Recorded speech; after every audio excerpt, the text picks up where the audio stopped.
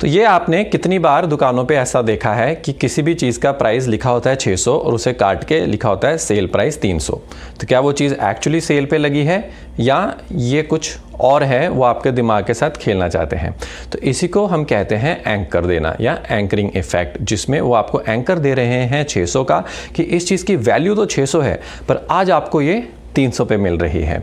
तो वैल्यू ज़्यादा दिखाना और आपको ये फील करवाना कि आपको बहुत अच्छी डील मिल रही है। तो आज की वीडियो में हम यही डिस्कस करेंगे एंकरिंग इफेक्ट क्या होता है, 2-4 इसके और हम एग्जांपल्स डिस्कस करेंगे जिससे ज़्यादा क्लियर हो, और फिर रियल वर्ल्ड में हम इसे कैसे अप्लाई कर सकते हैं। भाई अगर बिजनेस अप्लाई करते हैं आप पे तो आपको भी आना चाहिए ना कि आपको ये रिवर्स कैसे इसको यूज़ करना है या कहीं पे अप्लाई कैसे करना है। तो चलिए नेक्स्ट एग्जांपल बड़ा सिंपल सा, मैं आपसे ये पूछता हूँ कि आप बताइए मेरी हाइट क्या आपको 6 फीट 4 इंच से ज़्यादा लगती है या कम लगती है। सोचिए, यही क्वेश्चन मैं बहुत सारे लोगों से इवेंट्स में या ऐसे भी कई बार पूछ लेता हूँ, तो ज़्यादातर केसेस में आंसर मिलता है नहीं 6 फुट 4 इंच से तो तुम्हारी हाइट डेफिनेटली कम है, पर मे बी 6'2" है, 6'3" है या 6'1" है, इसके आसपास मुझे आंसर मिलते हैं। यही क्वेश्चन को जब मैं अलग एंकर लगा के पूछता हूँ, एंकर मतलब नंबर दे के 5 फुट 8 इंच का कि मेरी हाइट 5 फुट 8 इंच से कम है या ज़्यादा है, तो रिस्पॉन्स मिलता है उससे तो डेफिनेटली ज़्यादा है, पर मे बी 5'10" है या 5'11" है या मे बी 6 है, तो एवरेज रिस्पॉन्स जो उस केस में होता है वो 5'10", 5'11" के बराबर होता है। तो ऐसा क्यों? आदमी तो वही है, सामने से आपने एस्टिमेट तो मेरी हाइट करनी है, पर दोनों केसेस में एवरेज रिस्पॉन्स डिफरेंट क्यों है?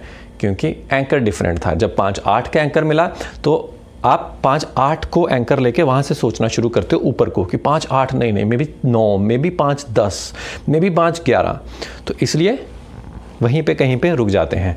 दूसरी तरफ जब एंकर मिलता है 6 फुट 4 इंच का, तो वहाँ से नीचे को आया जाता है कि 6 फुट 4 ना 6'4" कहाँ ये लगता है, may be 6'3", may be 6'2", may be 6'1", तो वहाँ कहीं पे हम रुक जाते हैं। तो यही है एंकर। इसका एक और इंटरेस्टिंग मैथ का क्वेश्चन अब हम सॉल्व करते हैं। तो ये है बैट और ये है बॉल, दोनों का टोटल प्राइस है 110। बैट का प्राइस बॉल के प्राइस से 100 ज़्यादा है, तो बताइए बॉल का प्राइस कितना हुआ? आपके दिमाग में आंसर आया ना 10, पर एक्चुअली 10 है नहीं। इवन दो अगर आप इतने स्मार्ट हो कि दिमाग में ही आपने कैलकुलेशन कर ली, जी स्मार्ट गलत शब्द होगा, स्मार्ट तो बहुत सारे लोग होते हैं, मैं कहूँगा कि मैथ में मेंटल कैलकुलेशन में थोड़े तेज़ हो, कि आपने दिमाग में ही ये कैलकुलेशन कर ली कि नहीं इसका आंसर 10 नहीं कुछ और है, पर फिर भी एक ना एक बार तो पहले इंट्यूशन आई कि 10 है। तो क्यों? क्योंकि आपको इस इक्वेशन में 100 का और ये 100 ये वाले एंकर मिले, तो आपको लगे इसका आंसर 10 है, पर एक्चुअली इसका आंसर है 5। तो ये देखिए एंकर लगा के कैसे दिमाग उस एंकर में फंस गया। चलिए चलते हैं नेक्स्ट एग्जाम्पल पे। ये एक्चुअली एक साइंटिफिक एग्जाम्पल है, क्लास में ये डिस्कस किया गया था। एक डैनियल केनमैन है रिसर्चर बिहेवियरल इकोनॉमिक्स के, थोड़ा सा ट्विस्टेड वर्ड है पर आप समझ गए जो मैं कहना चाहता हूँ। तो उसके ये प्रोफेसर हैं, तो उन्होंने ये क्लास में ये एग्जाम्पल दिया। तो पहले ये देखिए, अब 5 सेकंड में आप इसको कैलकुलेट करिए, एस्टिमेट कीजिए, ठीक है, जो भी नंबर आपके दिमाग में है। अब हम इसे रिवर्स कर देते हैं, इसको एस्टिमेट कीजिए, जो भी नंबर आपके दिमाग में आए। तो यही दोनों कैलकुलेशंस उन्होंने क्लास में स्टूडेंट से पूछी, आधों से पहली वाली पूछी, आधे से दूसरी वाली पूछी। तो पहली वाली जब पूछी तो एवरेज आंसर स्टूडेंट ने जो गैस करके दिया वो दिया 512। दूसरी वाली जब पूछी तो एवरेज आंसर दिया 2250, 2250। नंबर सेम है, आंसर डिफरेंट। क्यों?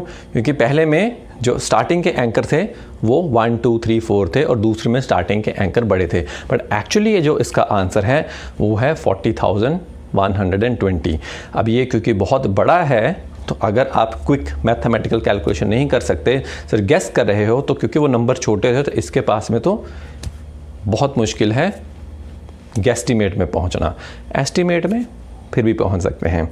तो इसी को एक रियल वर्ल्ड में एक बिजनेस एग्जाम्पल में अब हम डिस्कस करते हैं। तो ये देखिए कि काफ़ी ज़्यादा पिछले 10 साल में ये एग्जाम्पल डिस्कस होता है जब एंकरिंग की बात होती है। तो इकोनॉमिस्ट एक काफ़ी फेमस मैगज़ीन है, तो इन्होंने एक रिसर्च में ये प्राइसिंग टेस्ट की। तो प्राइसिंग में पहली जो एक ऑप्शन इन्होंने टेस्ट की, ये देखिए, तो इन्होंने $59 की प्राइस रखी, ऑनलाइन एडिशन ओनली, कि आप ऑनलाइन साइट पे लॉगिन करके हमारे आर्टिकल न्यूज़ सब पढ़िए। दूसरी इन्होंने दिया, अगर आपको प्रिंट एडिशन लेनी है, घर में मैगजीन डिलीवर करवानी है, तो $125 की आपको पड़ेगी ईयरली सब्सक्रिप्शन। तो ये थी। तो जब ये ऑप्शन उन्होंने दी तो 68% लोगों ने 59 वाली ऑप्शन साइन अप की। ऑब्वियस है कि यार मुझे कम में ऑनलाइन ये मिल रहा है तो मैं क्यों प्रिंट लूँ, और 32% ने प्रिंट एडिशन ली। फिर उन्होंने दोनों के बीच में डीकॉय प्राइसिंग लगा दी। अब ये देखिए थर्ड वाली कितनी इंटरेस्टिंग, उसमें 59 ऑनलाइन ओनली, 125 में ऑनलाइन एंड प्रिंट, और फिर एक बीच में डाल दी 125 में प्रिंट ओनली। तो जब ये डाला तो 84% लोगों ने दूसरी 125 वाली सेलेक्ट की, क्योंकि यहाँ पे अब उन्हें लगा कि अरे 125 में मेरे को प्रिंट मिल रही है और साथ में ऑनलाइन जो कि $59 की वैल्यू है वो फ्री मिल रही है। तो उन्होंने ये जो एंकर जब दे दिया तो 84% ने चूज़ किया। तो दोनों में डिफरेंस इतना, अगर 100 लोगों पे आप ये ट्राई करो तो पहले में 68 और 32 का जो रेशियो था और जो बाद में 16 और 84 का बन गया, तो 100 लोगों पे पहले में आपका रेवेन्यू बनता है $8,000 और दूसरे में $11,000, मतलब 42% का revenue increase just anchoring effect use करके। तो इसका इतना ज़्यादा कई बार इफ़ेक्ट हो जाता है। आइए अब रियल वर्ल्ड में चलते हैं कि आप इसको कहाँ यूज़ कर सकते हैं। आपने कई बार देखा, रियल एस्टेट में आपने कभी डील किया हो, कभी कोई प्लॉट खरीदा बेचा हो या कभी कोई फ्लैट खरीदा बेचा हो, तो वहाँ पे काफ़ी ज़्यादा यूज़ होता है। या सेकंड हैंड या यूज्ड गाड़ी लेने जब कभी जाओ या आपने नेगोशिएशन देखी हो, वहाँ पे भी काफ़ी यूज़ होता है। तो आइए हम फ्लैट या प्लॉट की बात करते हैं। मान लीजिए आप एक फ्लैट देखने गए, उसकी हम कीमत अपने एग्जाम्पल के लिए रख लेते हैं 30 लाख के आसपास। 30 लाख में वैसे बहुत मुश्किल से आज का फ्लैट मिलता है, पर अपने एग्जाम्पल में हम 30 लाख से काम चला लेते हैं। तो आप गए, आपको फ्लैट उन्होंने दिखाया, पहले तो आपको उसकी खूबियाँ दिखाएंगे, देखिए इसमें ये अच्छा है, वो अच्छा है, अप्रोच रोड इतनी अच्छी है, साथ में आपको ये एमिनिटीज़ मिलेंगी। तो प्राइस आपने पूछा प्राइस कितना है, तो उन्होंने कहा कि प्राइस है इसका 36 लाख। तो आपको उन्होंने एक दे दिया एंकर। ये आपको भी पता है, ये उन्हें भी पता है कि कुछ तो डिस्काउंट ये करेंगे, पर अब आपके दिमाग में वो 36 लाख का नंबर आ गया है, क्योंकि आप उससे नीचे अब जाना चाहोगे। आपको 36 बोला है, चलो 33 में तो दे ही देंगे, 34 में तो दे ही देंगे, मैं इन्हें 32 बोलता हूँ या मैं इन्हें 31 बोलता हूँ या 30 बोलता हूँ।